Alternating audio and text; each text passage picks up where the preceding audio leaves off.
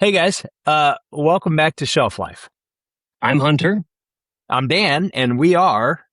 your physical mediators. That's right. We are here again on Shelf Life. We did this once. We thought it went fairly well. We didn't hear any complaints, and we thought, you know what, we'll do this again because we're so passionate about physical media. Yeah. And in this one, we thought, you know what, we should have a guest, right? Yes. Our very first guest on the Hubbubbery, someone we know Yeah. who is also passionate about physical media, Mr. That's Doug. Hello, Mr. Doug. Hello, it's a Mr. legitimate Doug. honor. I actually Yeah. hadn't, yeah, despite watching the show, had not put together that I was also the first guest. That's incredible. Like, You are the first guest. I mean, you even have a super secret special background. I, So it's the complimentary guest background that you It- guys issue out when people. it is. Yeah. That's right. Well, you know, because we are doing this remotely as opposed to Hubbubbery HQ, Doug is in the faraway green room. Yes. So It smells wonderful in here. Oh, good. We like to provide. So all smells will be your responsibility. Great snacks. It's what a good experience. that's right. So, Doug, did you, I don't know if you wanted to talk a little bit about yourself, introduce yourself. You are a local filmmaker. You have, I mean, I've known you for quite a while, and I actually first met you, through work, but also through a lot of the projects that you've worked on. Did you want to give us just a brief overview of your storied career? Yeah, local filmmaker. I have two films that are just now hitting the festival circuit. Reaper Road, which I shot a huge portion of, and then Never My Love is another film I shot for a local director named Paul Hibbard. Both of those played the filmmaker showcase. Actually, I apologize. Reaper Road played the filmmaker showcase and Hysteria Fest. Never My Love played Hysteria Fest. It's about to go out and do all the little rounds and stuff like that. So I don't know where I'm going to pop up next. So like which festival will what will be accepted and like what I'll be able to make it out to. The last couple of years, I've done some films that, I've been able to hit like Panic Fest in Kansas City and Chattanooga Film Festival and a lot of these really cool genre fests that, are maybe not quite South by Southwest, but have like that real punk rock energy of just like, people legitimately love it. And they, when those people watch your movie, like you're going to have a great audience. Like that's the best part. It's like you go into a bunch of people who are fever pitched and ready to just give back to the movie on screen. So it's always cool. And if, I always tell people it's like film festival stuff isn't out of your, it's not out of like, it's not unreachable. A normal person can go to a film festival, and it's actually not usually that expensive. It really depends. Like, if you're going to like South by or Sundance, yes, it will be absurdly expensive. But if you're going to like Chattanooga or something, you're talking a couple $100 for like 4 days of programming, 5 days of programming, special engagements, events, all sorts of cool stuff. Like, I've had some of the best experiences and stories of my adult life and my career from like going to these events. So it's like I always recommend people check that stuff out whenever it's coming to your town. A little bit of a background for myself, my day job, I work in advertising. I shoot and edit just a lot of videos and everything from like social stuff to large scale national campaign ads, just all over the place. I think anyone in the industry knows it's like you kind of like, you don't really show the work you don't want to do, but you're doing. And then you celebrate the work that's like, hey, give me more of this. I love doing this. So there's, a little bit of that. My background as a collector has been, to be honest, I feel kind of indoctrinated with it because it's like, I was born in the mid 80s and it was around the time everyone started getting VCRs. And with those VCRs, you started getting the second and third wave VHS tapes making the rounds. And, you'd be able to go to like, flea market or something and pick up tapes for, $5 or less, which, considering how much VHS tapes cost when they first came out, $80 to $100 in like '80s dollars, which would be like the equivalent of like a 4K disc now that would be like $150 or something. So it's kind of a thing where it's like so early in my life, it's like all of a sudden, I was just getting these VHS tapes. And I mean, maybe like 7 or 8 years old, even like I started collecting like Ninja Turtles and Jurassic Park and Batman, and just started like getting all these tapes. And before you know it, I'd curated this little collection, of a few dozen tapes, and then it just kept growing and kept growing and kept growing. Then we did the format flip to DVD and had to start from scratch and get all your favorites. And that was when I was at my most out of control. I think at the peak of my DVD collection had gotten up to around 3,000 titles, because that was when you started getting like, you could go to Walmart or something and you'd have the 2-packs or 3-packs of titles, and you'd be like, Pathfinder with Carl Urban? Sure, why not? And it's like then you watch it, you're like, why did I buy that movie? Oh, it's part of this pack.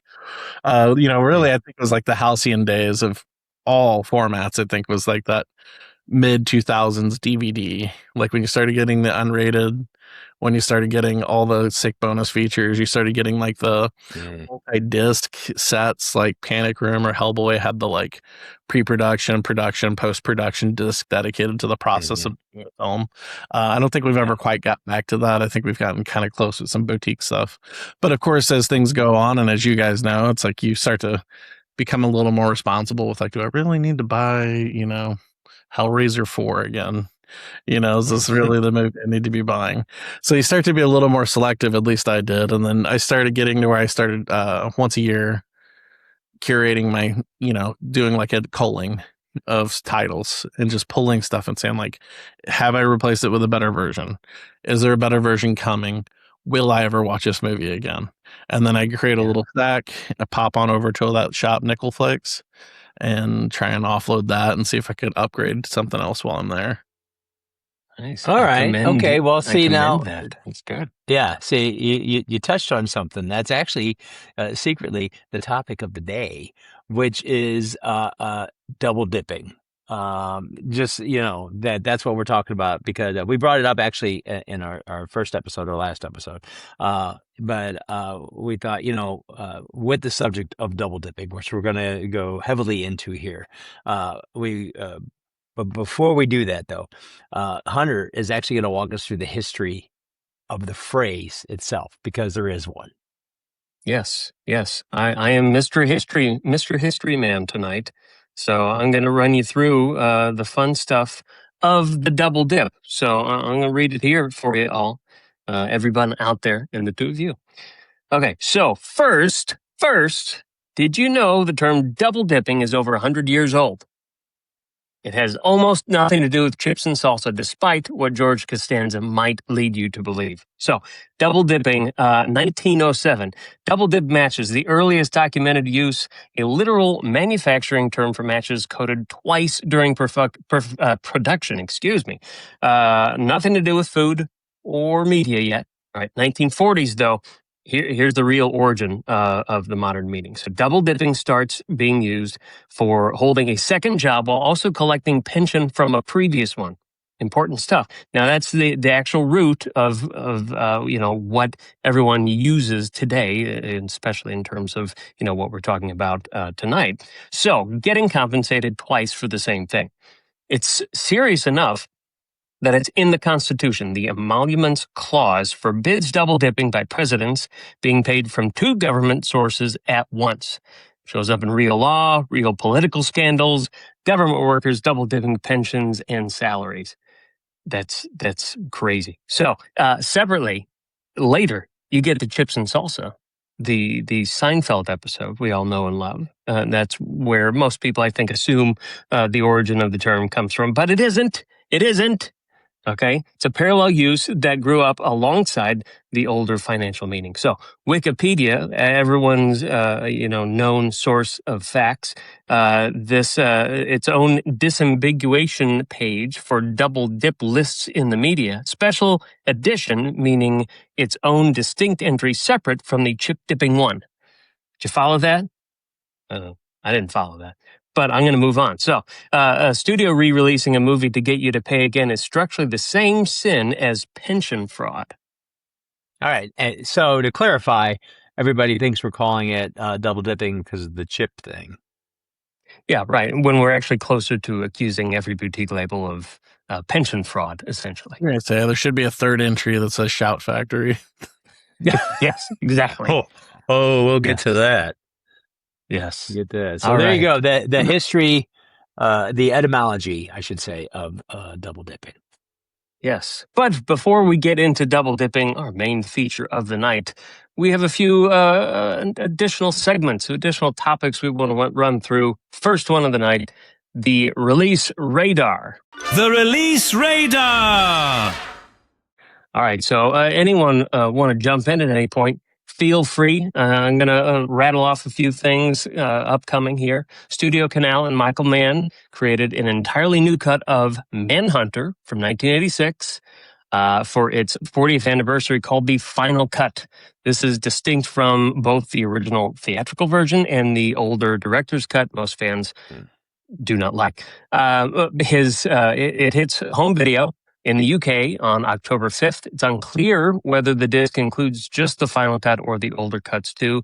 Not sure exactly why they didn't announce that, but I did see a note on Zavvi, or a photo on Zavvi, that shows 4 discs. So I'm assuming, I'm going to make a guess that the set does have the other cuts. So if you're looking for that, you might be pleased. Well, I would certainly hope so because, well, especially with 4 discs and for, I'm assuming a pricey box. I don't think. I mean, like what? Apocalypse Now I think they had multiple versions. On that I new don't think. or 4K version. I don't think anybody should be. I mean, I think it's cool that there's this new Final Cut. I'm certainly curious. I will watch it. But I would like to also have the theatrical cut and in 4K. But that's just me. That that version just screened the Alamo this last week. Like, just, Really? yeah, it was like a 1 or 2 night engagement, and by the time I'd learned of it, it was already sold out. I thought it was just a normal screening of Manhunter, and so I was like, it was like, it'd be cool to see it, but it's not urgent. And then found out it was this Final Cut thing, and just damn, what if seen that? Wow. And that's the Alamo in St. Louis, so not Texas. If you're in St. Louis, that's a great theater to visit. So also, I don't know. I don't think we've ever acknowledged this, Dan, but Manhunter, that was that has its place in Hubbubbery history. It is episode 0. We recorded it. I edited a bunch of it, and then we discovered that it was horrible. Yep, we sure did. It was that is our Star Trek episode 0 with Captain Christopher Pike, which they ended up using later aspects of it in the original series. But there was an original version of Star Trek, and when you watch that, it's a similar kind of feeling where you're like, that's not quite right, is it? And that was our episode 0. This week is the first time I've ever heard that. But that you are now the second person to tell that story to me in 2 days. Oh, really? About Star Trek? Crazy. Yeah, I'd never. Oh, yeah, it's nuts. Heard it.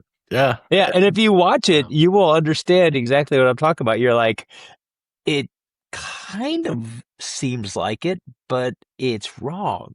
And that's kind of what our episode 0 was of Manhunter. Maybe someday it'll be buried somewhere, and people can find it.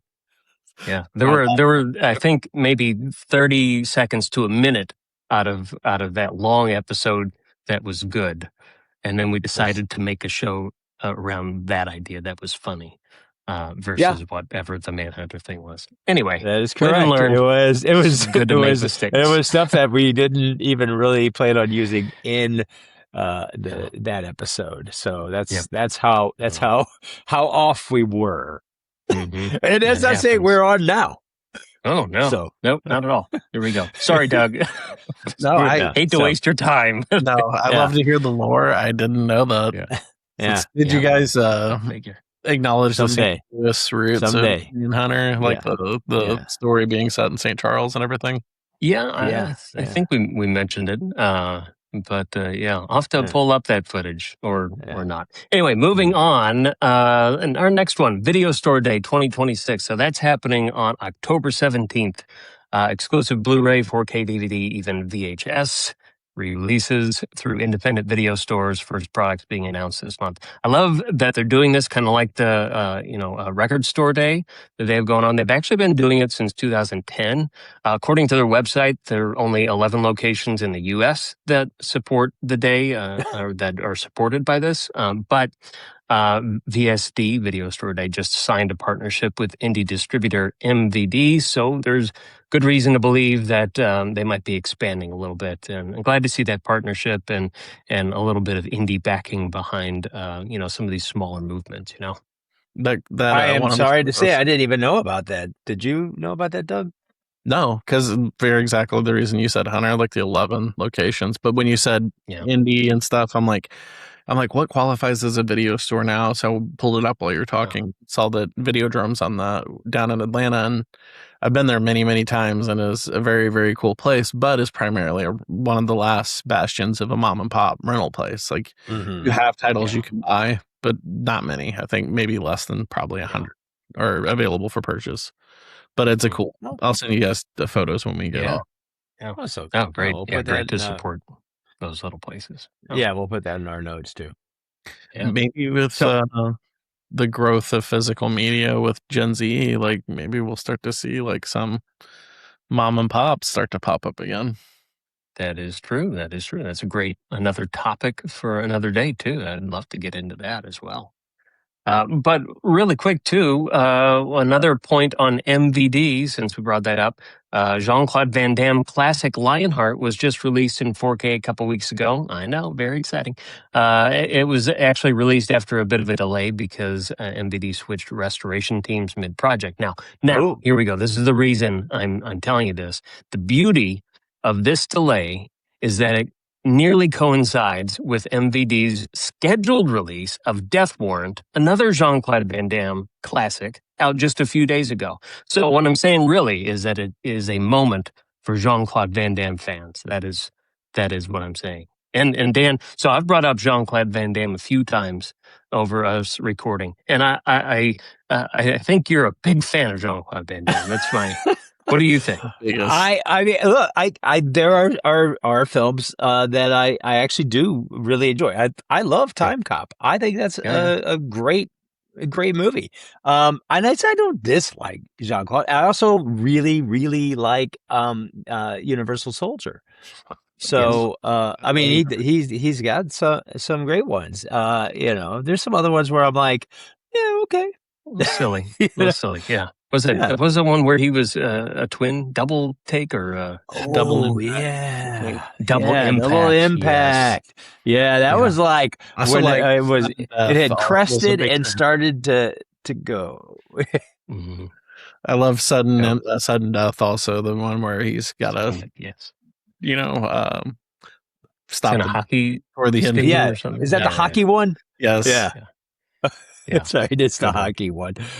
Yeah. What more could you ask for? And you know he's going to do the splits. So does he? And does he do them like voluntarily? Does he like do them because he wants to, or because it's slippery on the ice? So these are the things now I need to see. He should have done it because it's slippery on the ice. So it would have been, but now you're going to have to just buy it. I just happened to look at the MVD's catalog and saw that they have a lot of Van Damme. They are keeping that man in business. So Dan, you should bounce right over there and you should scoop up. I will check it out. to the 12 at least for Time Cop if they've got it. Yeah, exactly. All right. So also Universal just released, I think maybe a day or two ago, 4K 40th anniversary edition of Little Shop of Horrors. So excited about that. Also to note, we talked about this last month. It's already released, but I'm going to mention it again. 40th anniversary steelbook of Howard the Duck. And we still say maybe pick that steelbook up, but also watch this space right here. You never know.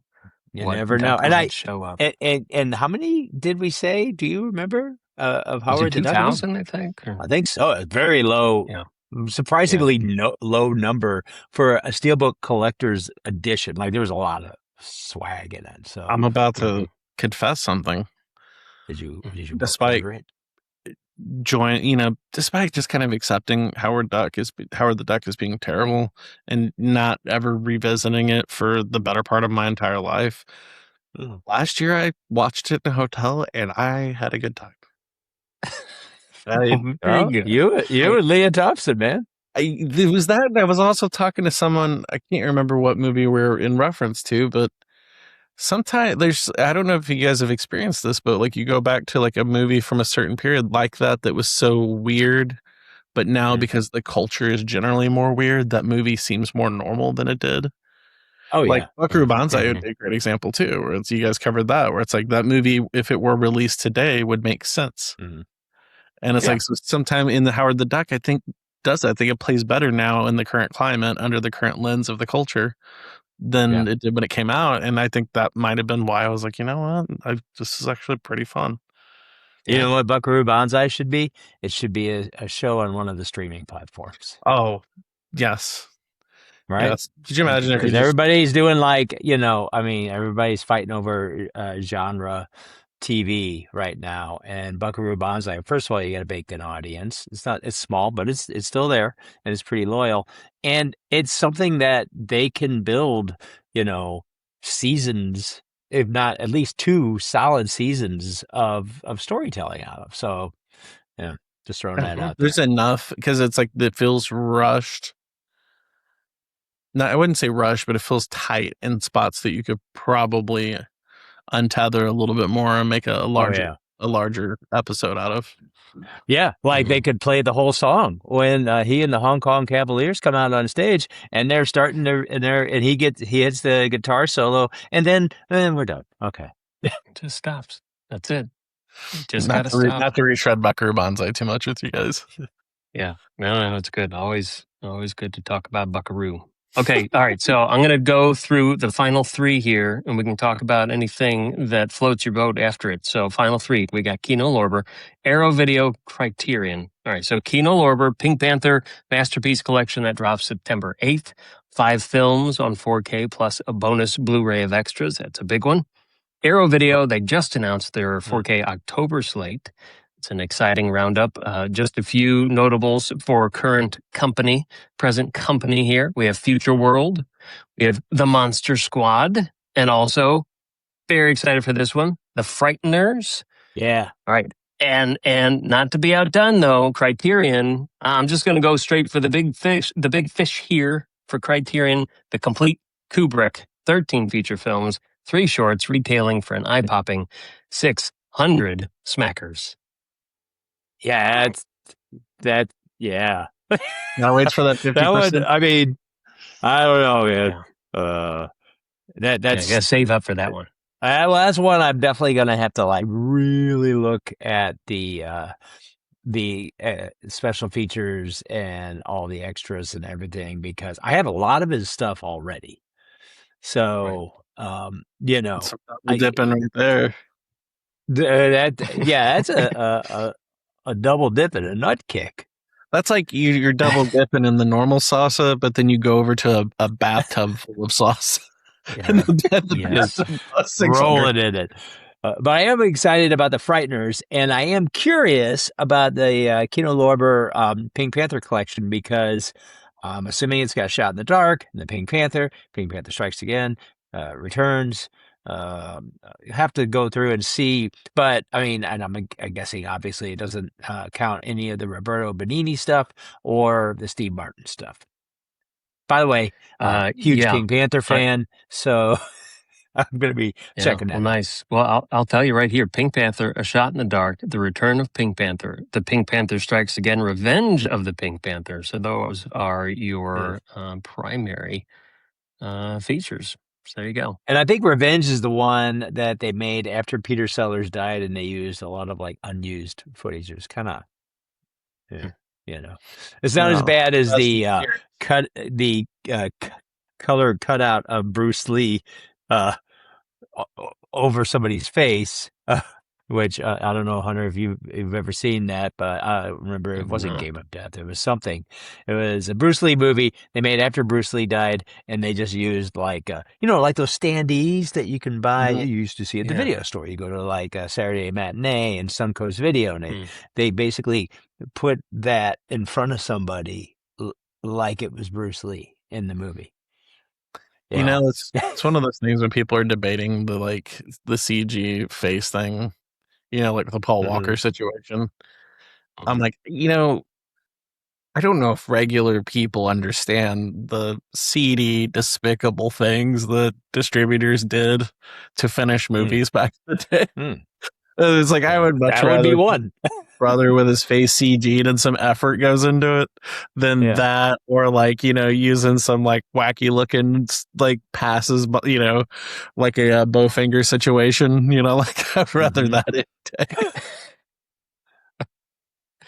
And Yes, bonus points indeed. because both I have a soft spot for Bowfinger. I find it very It is funny. very good. It does hold up. I just watched it. It is. Yeah, we'll cover that because I've been a Yeah. Yeah. we got that in the back end. Yeah. All right. Well, that was some good stuff. Okay, so there's some Yeah. stuff to be watching on the radar. And True. Frighteners, man, I'm surprised that's not on my card already. I'm No. also a huge Very excited supporter for of that. Kino Lorber in general. Like I feel like quietly one of the best distributors. Like labels just always turning out really good stuff. And like sometimes you're just like, and it's not flashy. Maybe the packaging isn't going to wow you or anything, but you're just hmm consistently getting good releases of pretty solid movies. Like, I feel like, Yeah. like you mentioned Monster Squad from Arrow. And like my 4K Monster Squad from Kino, is that going to hold Yeah. up? And anymore, considering how Scream and all them have been doing, for all I know, the Arrow scan is the Kino Lorber scan because now you have to read that fine print a little Mm-hmm. more clearly to find that this isn't a new transfer and maybe this guy's machine's All better right. than that guy. It's like now they're sharing stuff now too. So you're double Oh yeah. Yeah, no yeah. reason We at all. might we might talk about some of that stuff. I will say that it is for anybody who has the affliction of which we all suffer. It is definitely worth always checking Blu-ray.com and looking because usually somewhere if it's not in the news or in the description, somewhere in the feed is somebody who has some knowledge about what is actually on the disc. Mhm. Which is Yep. why I have a stack over here that we could talk about. Yeah. Well, yeah. Speaking of which, I think it's time for the haul. It's time for the haul call, where let's talk about some of the new stuff we got. The Hall Call. I have a few here. It sounds like Dan has some. Doug, do you have some to I bring have to some the stuff party? too. Awesome. Well, since you're the guest today, I feel like you should go first. Doug, what do you got? All right, where to start? Okay, so I've only been, I'll go through these periods where it's like nothing's, it's like I already have it. Like I said, I'm trying to push back on the consumer mindset of feeling the impulse purchase of something that just for the sake of it. But ever so often, if you wait, say like Criterion sales and stuff, and you go, you know what, I actually don't own this, so now it's time. So during the last Criterion, not that long ago, I picked up Altered States in 4K, which I don't know if Mhm. you can see. Good Maybe. one. Yeah. Good one. Yeah. That is Oh, a good one. Yeah. Keeping Calm on Ken 4K. Russell. Yeah, keeping calm. Oh, Nice. trying to figure out how to okay. get that to work. Yeah, angled seemed to help. Both of these I've actually never owned. I've watched Altered States many times, and hmm don't know why I never owned the copy of it. So I made that right. Um, Keeping up with that stretch of things. I genuinely love the direction that Dan Trachtenberg is doing with the Predator series. Like his three out Yes. have been phenomenal. Like the animated Killer of Killers is so much better than Oh, it has any right being. so And good. Prey legitimately, like, I- I'd say stands toe to toe with the original, and maybe in some ways is even better and is crazy to Mhm. say. And then Badlands, when it got that PG-13 rating, I was like, oh boy, now here we go. Yeah. Yeah. And it still worked. And it's like he's Yeah. doing that thing that I love that filmmakers do where you come in like just ready to challenge the movie. Like you're like, but you walk in the door and you go, "There's no way this is going to be good." That trailer did nothing for me, or all this looks stupid, or that looks stupid, and you just have that, and but it's because you're just trying not to get your hopes up, and then somehow it supersedes that and blows you away. So Badlands, the 4K Steelbook, finally got around to picking that up. Nice. So then, Lionsgate Limited, talking about Kino Lorber earlier, and like a label that I feel like. I think they have the universal affliction also, where it's like maybe aren't always the best scans, but I would say pound for pound work with the best artists pretty consistently. Like the Descent release they did here recently, American Psycho, a lot of those former Mondo artists that I really love, like Matt Ryan Tobin or Phantom City Creative, bringing those people on to do this interactive artwork for them is such a cool thing. So you get the like ear from Phantom City on Reservoir Dogs. You get the face mask, pull off slipcover thing. Such cool, They've been doing some good work, even if the scans aren't blowing people away. So I picked up Dogma because I will say it. I think this is Smith's best movie. I mean, there's a lot of nerd arguments can be had about Kevin Smith's output, but I would say I think this movie fuses what he can be and what he aspires to be and what he is. The best of everything. I think it's his most functional movie, and I like, and considering it was so hard to get for so long, it was cool to be able to get it on 4K, and then with it being a limited release, I don't know when it's going to go away, so I figured why not. Battle Royale on 4K. I think this was shot on 16 millimeter though. I think so. I can't remember. But it's always strange when they blow up a 16 mil to 4K because but for instance, Texas Chainsaw's 4K looks incredible. So it's I don't know that it really matters that much, but really solid movie that I feel like still hasn't quite crossed over into the mainstream. The Hunger Games discourse a few years ago with blah blah blah. It's I don't know. I think there's room for everything to have a little bit of space. I think while there's similarities, they're not the same thing. They're different movies. But and it's also a movie that The Most Dangerous Game, and you've got that story or variations of that story have been around for a long, long time. Oh, absolutely. The fact that it was younger is where it became pretty polarizing for people who love Battle Royale, and then Hunger Games came along. But they could coexist.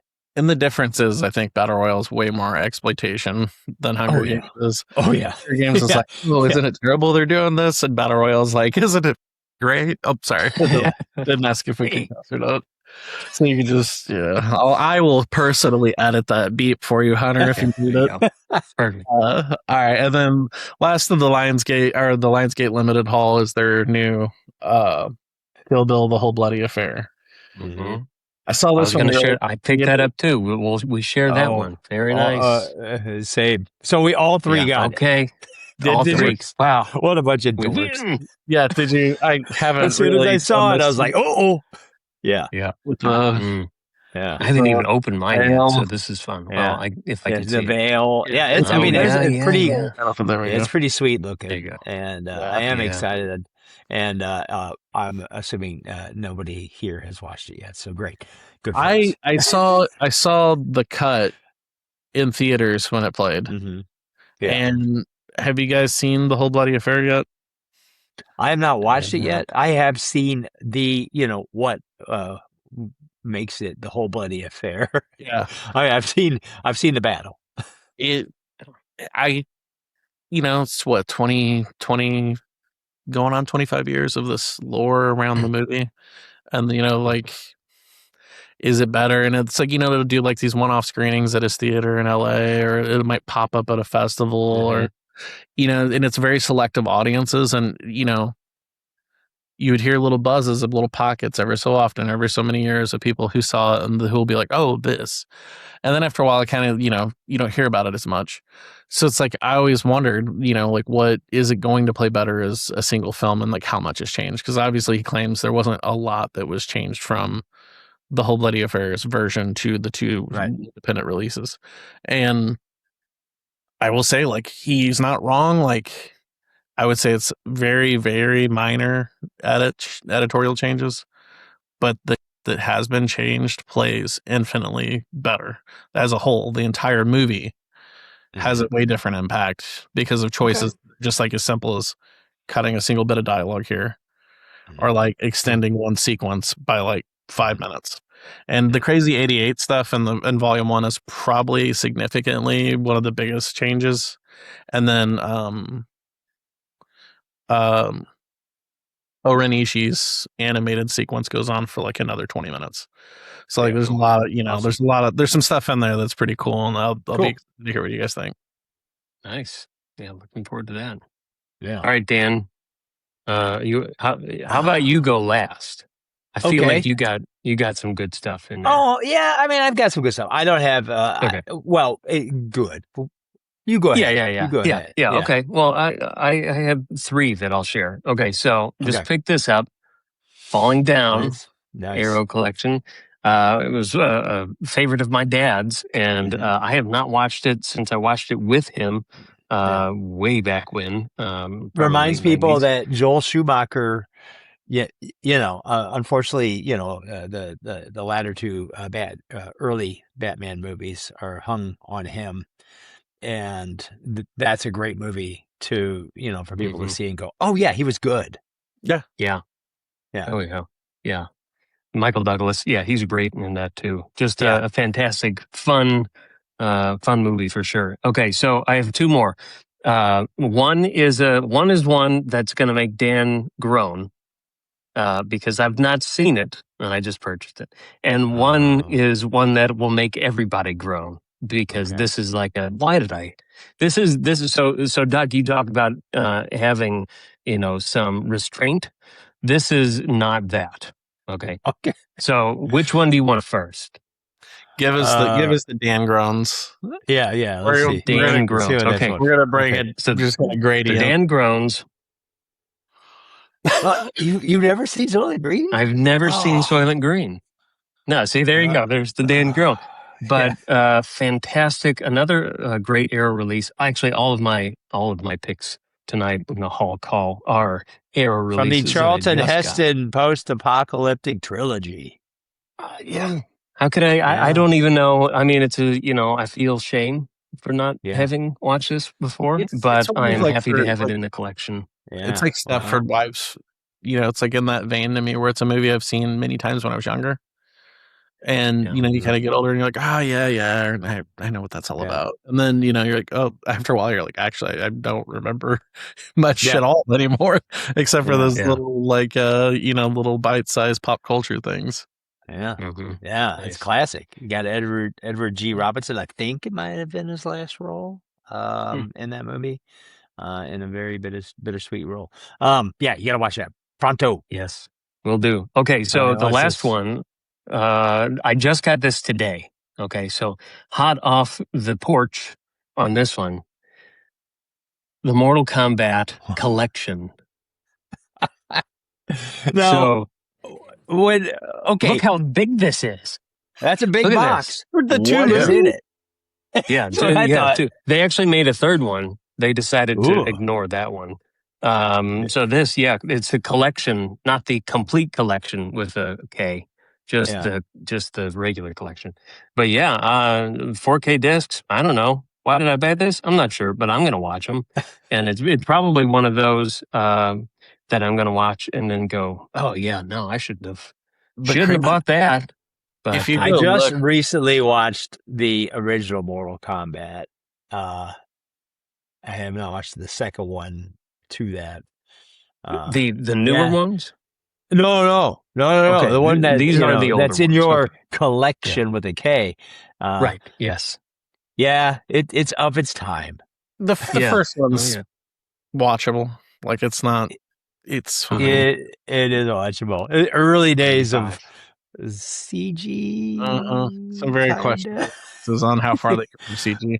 That drop in quality from that to the second movie. If you guys have never looked up the directing efforts of John Leonetti, you should do that because, like, as a director of photography, you guys have seen I don't know how much that this guy's made. Yeah. Like he's, Yeah. he shot all The Conjuring. He's like he's James Bond's guy. Like he's shot basically everything, but it's like as a director, he has turned out nothing but the worst movies you've ever seen consecutively.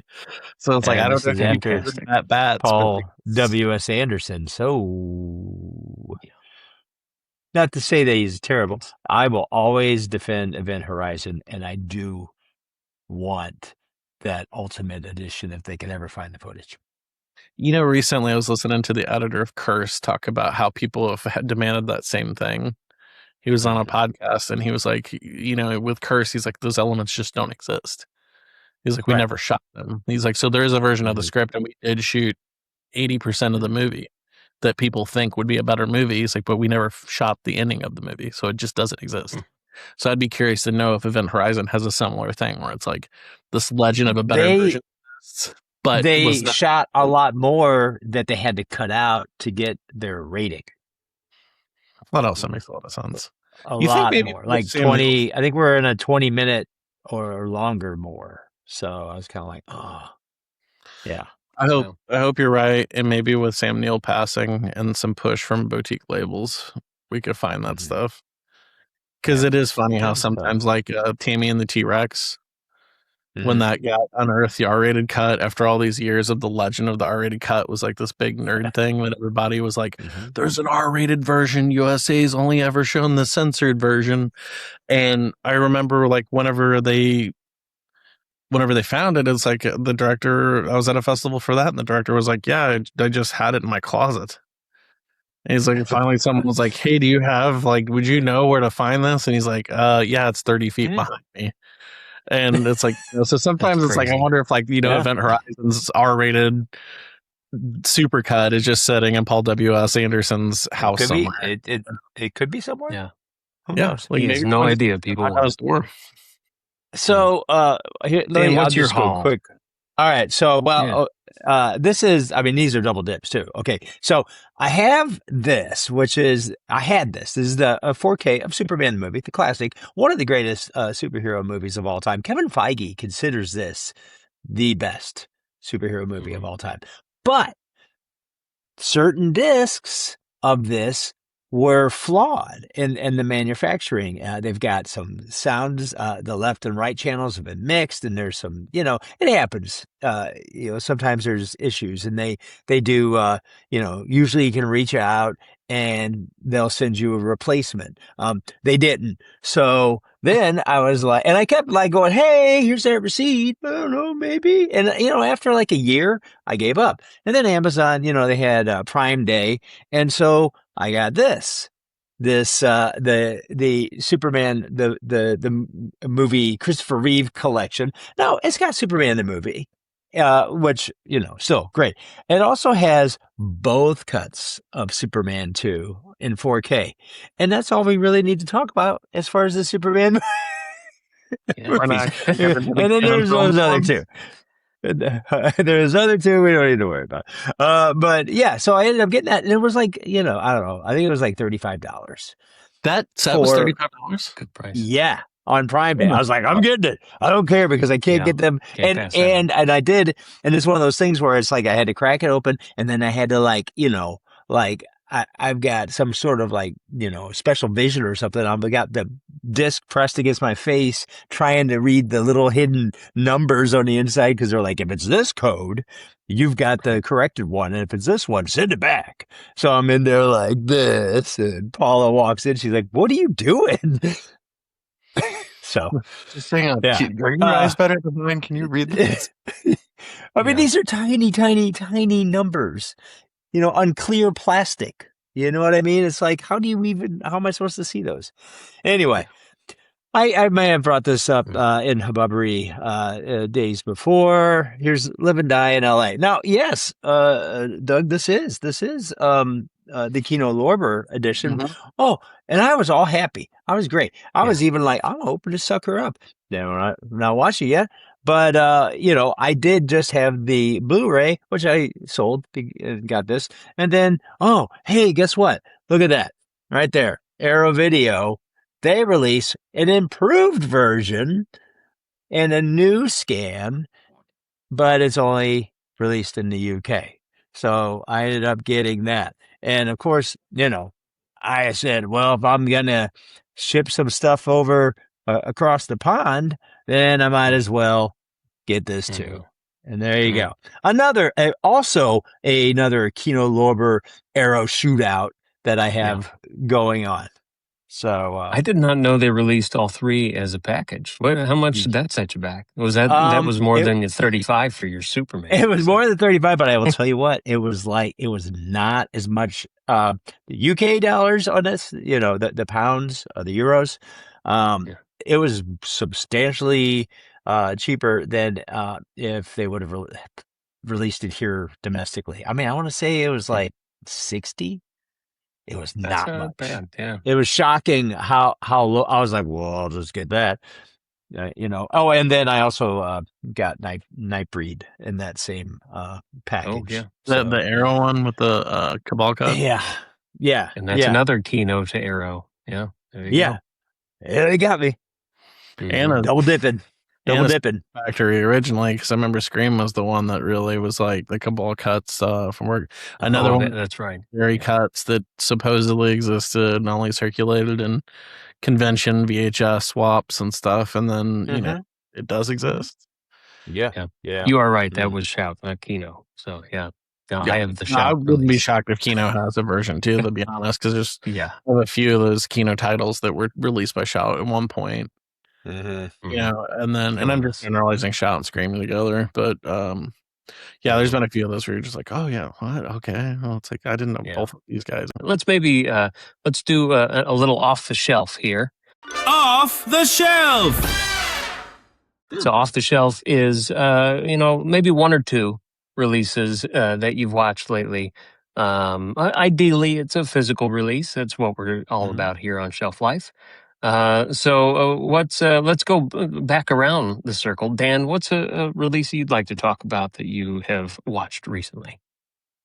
Oh gosh, I recently watched the 4K release of The Burbs, which was fantastic. Looked really good, and a lot of fun. I always like watching that movie because every time I watch it, the more I realize, man, they just did not know how to market this movie at all.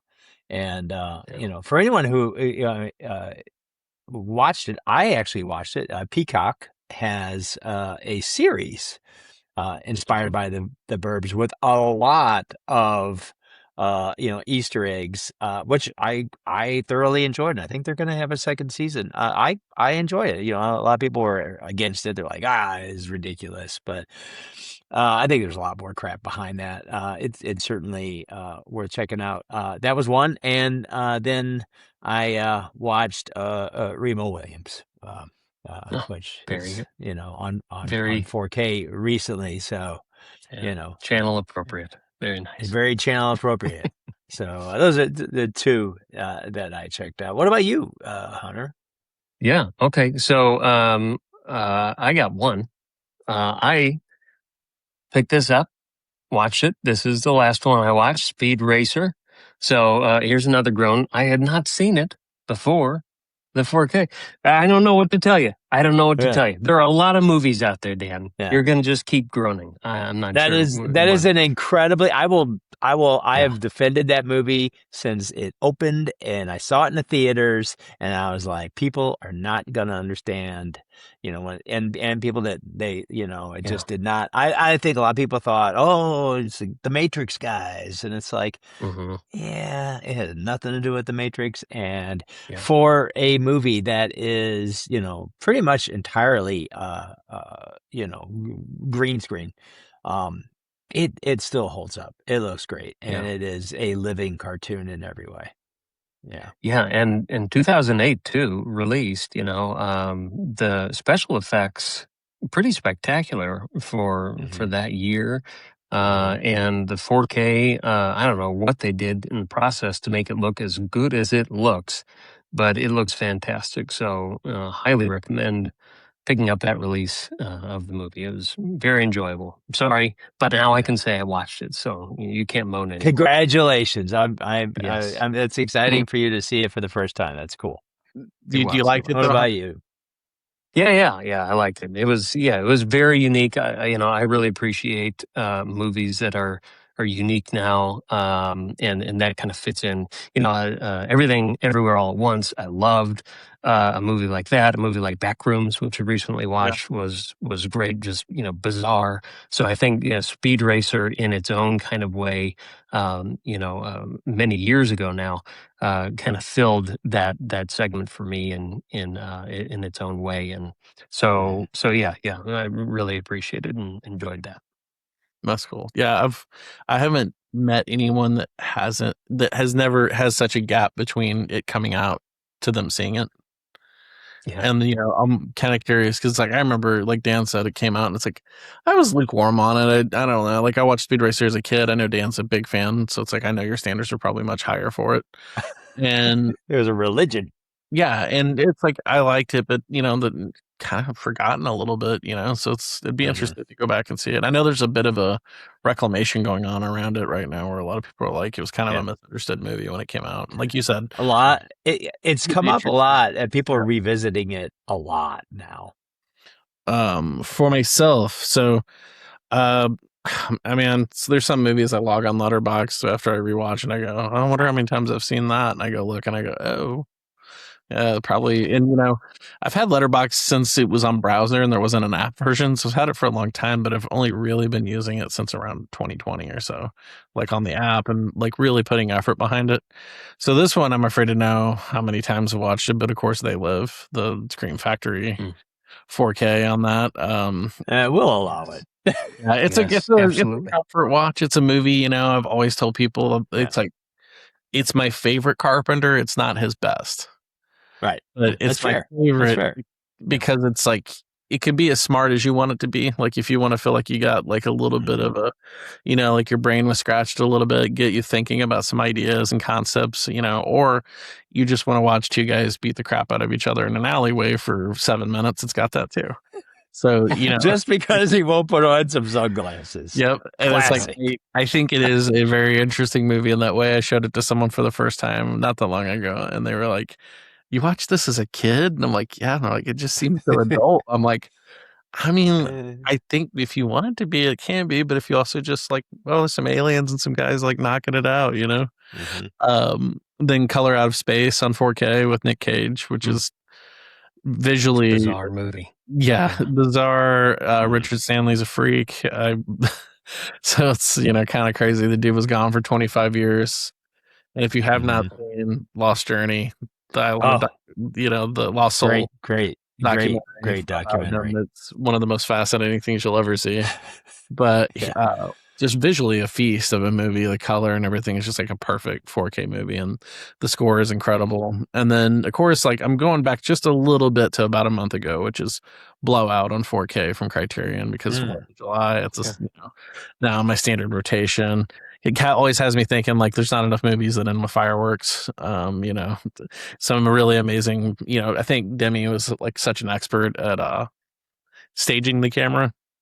He was always so good at like these multiple, like multifaceted, you play out part of the story, a scene, and then the camera moves just a little bit more and you get more scene. The camera moves a little bit more.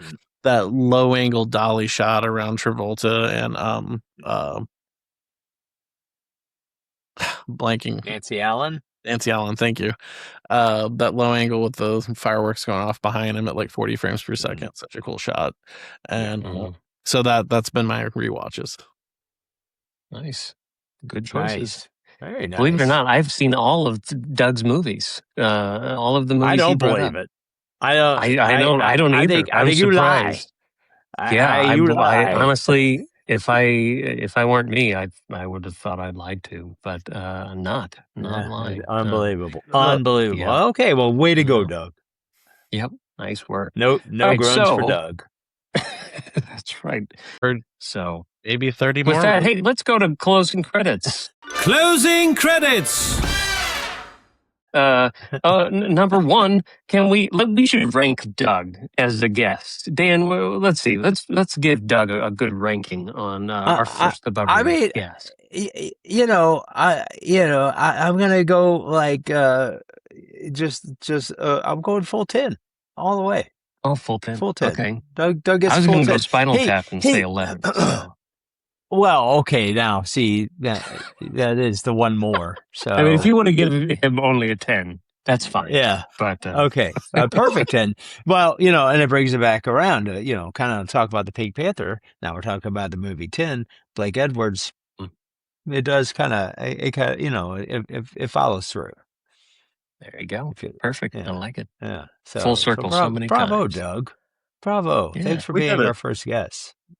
Yeah. Hey, it Yeah. truly is an honor. Like, I didn't realize that, to watch the other show, and yeah, it's pretty cool. Yeah. Pretty cool experience. Well, you need to catch up on more Hubbubbery and and rewatch. Just have it on repeat. Yeah. Well, hey, let's experience more theaters, experience more physical media, do all the stuff. And hey, Yeah. speaking of all the stuff, if you found this on YouTube, share, like, all that stuff. Subscribe. If you found this, we release this also on Spotify, all the podcasts. If you found this as a podcast, thank you. Hey, maybe leave a review. Maybe go find us over on YouTube at the Hubbubbery. We have a lot of fun stuff there, I think that you'll like it all.